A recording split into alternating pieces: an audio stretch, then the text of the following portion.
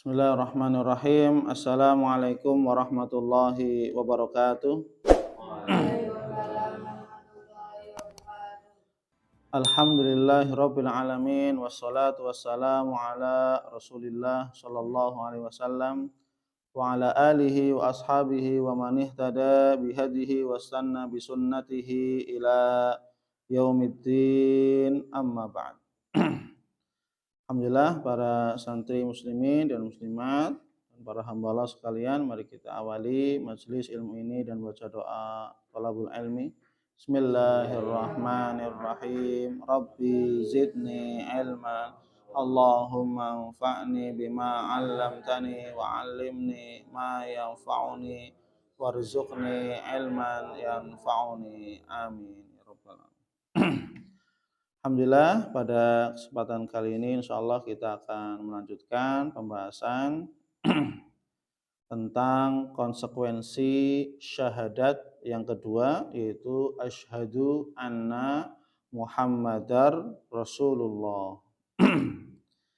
Konsekuensi yang pertama kita bahas adalah dari syahadat yang kedua, ta'atuhu fima amar, yaitu senantiasa mentaati segala apa-apa yang beliau perintahkan.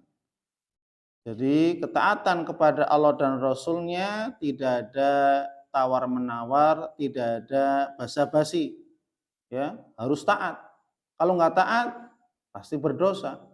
Ya, harus taat kepada Allah dan Rasulnya. Ini bentuk konsekuensi tanggung jawab kita kepada Allah dan Rasulnya. Senantiasa mentaati segala apa-apa yang Allah dan Rasulnya perintahkan. Kemudian yang kedua, konsekuensi syahadat yang kedua adalah tasdiquhu fima akhbar, yaitu senantiasa membenarkan, meyakini segala apa-apa yang Nabi sampaikan, Nabi beritakan. Ya. Jadi segala apa saja yang Nabi sampaikan, yang Nabi beritakan, meskipun di luar akal kita, maka kita tetap wajib untuk meyakini dan membenarkan apa yang disampaikan dan diberitakan oleh Nabi kita yang mulia Muhammad sallallahu alaihi wasallam. Ya, baik itu Isra Mi'raj, ini perkara yang tidak masuk di akal. Ya, tentang akhirat, azab kubur, nikmat kubur, ya, hari kiamat, ya, hari pembalasan dan seterusnya sampai surga neraka. Ini tidak masuk di akal bagi orang-orang yang tidak ada iman. Maka hanya orang-orang yang beriman yang dia betul-betul yakin, seyakin-yakinnya bahwasanya akan ada hari kiamat, akan ada kehidupan setelah kematian. Kemudian konsekuensi yang ketiga dari kita menyatakan asyhadu anna Muhammadar Rasulullah adalah ijtinabu manaha anhu wa zajar, yaitu senantiasa menjauhkan diri kita dari segala apa-apa yang beliau larang. Ya, menjauhkan sejauh-jauhnya dari segala apa yang beliau larang. Jadi ketika Nabi melarang, ya kita jauhi. Ya, Nabi melarang khamar, kita jauhi khamar. Nabi melarang zina, kita jauhi zina. Nabi melarang apapun itu, maka kita menjauhinya. Ya, jangan sampai kita malah mendekat.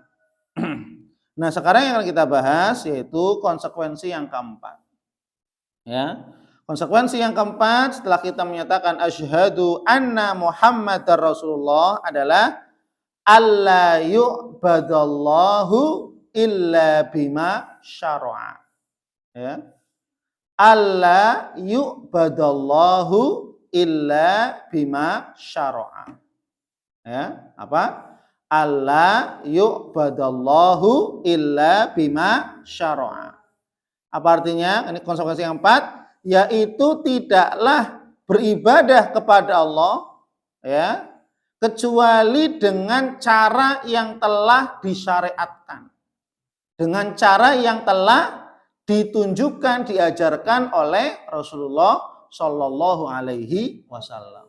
Saya ulangi lagi nih, konsekuensi daripada kita telah menyatakan syahadat kepada Nabi. Apa yang keempat? Alla yu'badallahu illa bima syara'a. Yaitu senantiasa tidak beribadah kepada Allah ya, kecuali dengan petunjuk dari Rasulullah Shallallahu Alaihi Wasallam.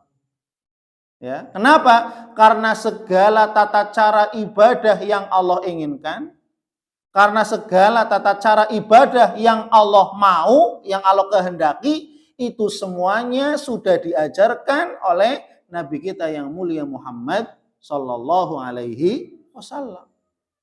Ya, maka kalau kita ingin beribadah sesuai dengan apa yang Allah inginkan, ya tinggal ikuti Nabi, tinggal mengikuti petunjuk Nabi kita Muhammad Sallallahu Alaihi Wasallam.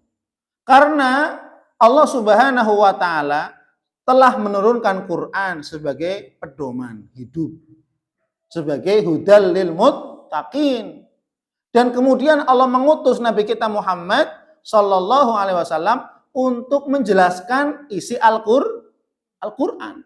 Lantas kalau seandainya Al-Quran sudah diturunkan, Nabi Muhammad diutus, loh kok kita malah membuat amalan-amalan sendiri, membuat amalan-amalan karangan-karangan, ya, amalan yang ditambah-tambah, apalagi mengurang-urangi amal.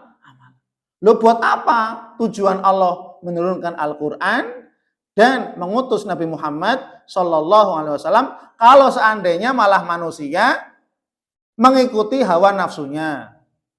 Kalau seandainya manusia membuat amalan-amalan mengikuti hawa nafsunya, mengikuti pemikiran orang, mengikuti masyarakat, mengikuti kemauan orang, ya kan? Mengikuti ya cerita-cerita dongeng-dongeng palsu dan seterusnya.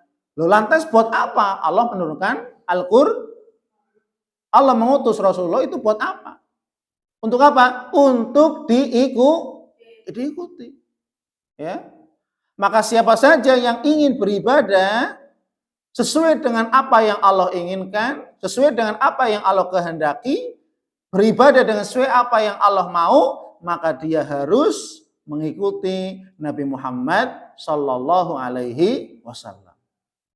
Ya, karena Nabi kita Muhammad SAW mengatakan, ma baqiya syai'un yuqarribu minal jannah wa yuba'idu minan nar illa wa qad buyyina lakum. Tidak ada yang tersisa dari Nabi Muhammad. Nabi Muhammad tidak pernah menyisakan satu apapun ilmu, enggak ada. Ya. Nabi Muhammad tidak menyisakan apapun dari ilmu. Yuqarribu minal jannah, sesuatu ilmu yang mendekatkan kepada surga, wa ma yuba'idu minan nar, dan ilmu yang menjauhkan dari api neraka. Jadi Nabi sudah menyampaikan ilmu yang mendekatkan surga, ini amalannya, ini dasarnya. Ilmu yang menjauhkan diri dari api neraka, Nabi Muhammad sudah sampaikan semuanya. Illa wa qad buyyina lakum, kecuali telah dijelaskan oleh Rasulullah Shallallahu Alaihi Wasallam. Makanya apa? Bentuk cinta kita kepada Allah itu kita harus mengikuti Rasulullah Shallallahu Alaihi Wasallam. Maka dalam kita beribadah kita wajib menurut beribadah sesuai dengan apa yang Rasulullah perintahkan, apa yang Rasulullah praktekkan, apa yang Rasulullah ajarkan. Jangan sampai kita apa? Menambah-nambah amalan, mengarang-arang amalan sendiri dengan ya tadi menganggap bahwasanya wah kayaknya ini amalnya baik loh. Kita menganggap amalan ini baik tapi Nabi tidak pernah mengajarkan. Kita menganggap amalan ini baik tapi Nabi tidak pernah mengerjakan, mencontohkan, tidak pernah memerintahkan. Maka amalan-amalan seperti ini yang harus kita tinggalkan. Karena bentuk cinta kita kepada Allah adalah apa? Kita wajib beribadah kepada Allah sesuai dengan apa yang dicontohkan, dipraktekkan, ditunjukkan, diarahkan, diajarkan oleh Nabi kita yang mulia Muhammad sallallahu alaihi wasallam. Sebagaimana apa? Allah Subhanahu wa taala berfirman dalam Quran surat Ali Imran ayat 31.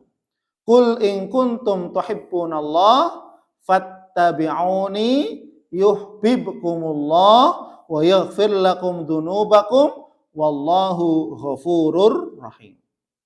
Qul in kuntum tuhibbunallah. Katakanlah hai Muhammad, jika kalian mencintai Allah. Nah ini, siapa yang mencintai Allah?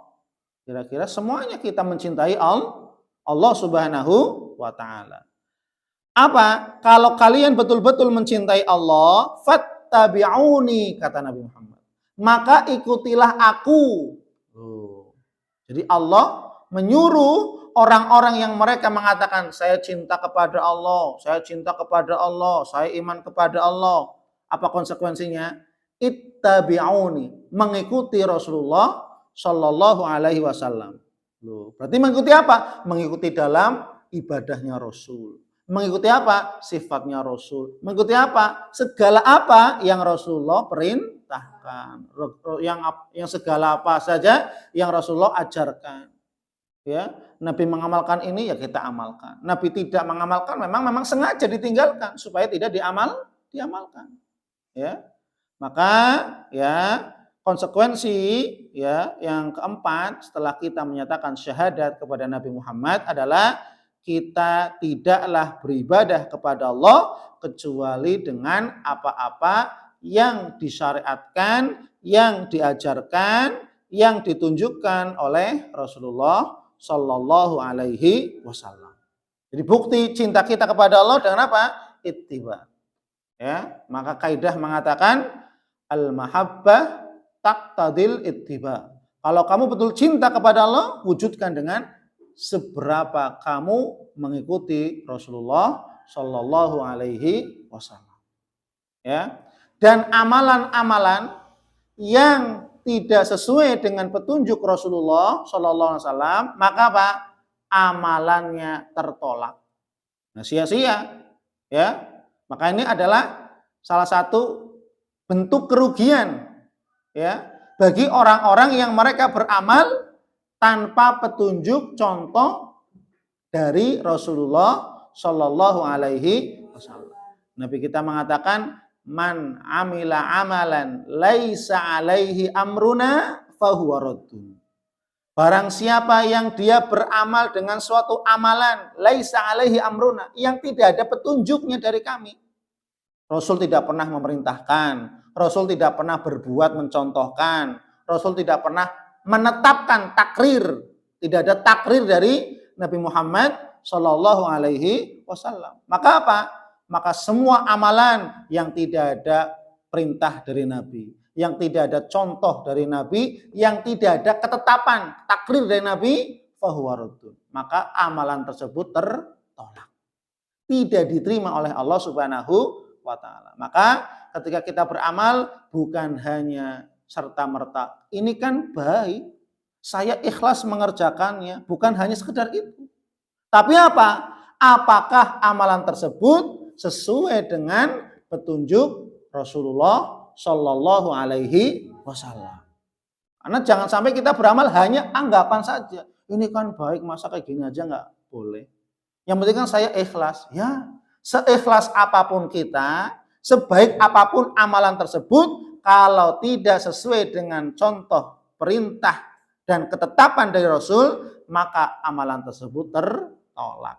Tidak diterima oleh Allah Subhanahu wa ta'ala. Maka bagi kita sebagai hamba Allah Subhanahu wa ta'ala, kita wajib beribadah kepada Allah sesuai dengan apa yang Rasulullah ajarkan, sesuai dengan apa yang Rasulullah perintahkan, sesuai dengan apa yang Rasulullah perbuat, dan sesuai dengan apa yang Rasulullah tetapkan. Maka inilah amalan-amalan yang diterima oleh Allah Subhanahu wa ta'ala sebagai bentuk konsekuensi tanggung jawab kita setelah kita menyatakan asyhadu anna Muhammadar Rasulullah. Wallahu a'lam bishawab. Insyaallah kita lanjut pada pertemuan berikutnya. Subhanakallahumma bihamdik asyhadu an la ilaha illa anta astaghfiruka wa atubu ilaik. Assalamualaikum warahmatullahi wabarakatuh.